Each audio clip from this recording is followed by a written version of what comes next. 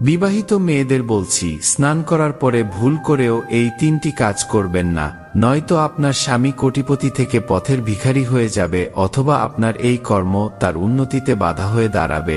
জানার আগে যারা মন থেকে বিশ্বাস করেন যে বিপদে পড়লে প্রভু শ্রীরাম তাদের রক্ষা করবেন, তারা ভিডিওটি লাইক করে কমেন্টে জয় শ্রীরাম অবশ্যই লিখবেন।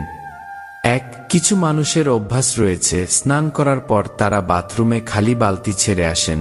এমনটা ভুলেও করা উচিত নয়, কারণ এটি করলে বাড়িতে নেতিবাচক শক্তির সৃষ্টি হয়, ফলে ক্রমশ বাড়িতে অভাব ও দারিদ্রতা নেমে আসে। কিছু মানুষের এমন অভ্যাস রয়েছে যারা স্নান করার পর ভেজা কাপড় ওখানেই রেখে দেন, তবে এমনটা করলে বাস্তু অনুযায়ী ধনহানির সম্ভাবনা বেড়ে যায়। স্নানের পর বাথরুমে পড়ে যাওয়া চুল রেখে দিলে শনিদেব এবং মঙ্গলদেব ক্রুদ্ধ হন, ফলে জীবনে কখনো উন্নতি হয় না।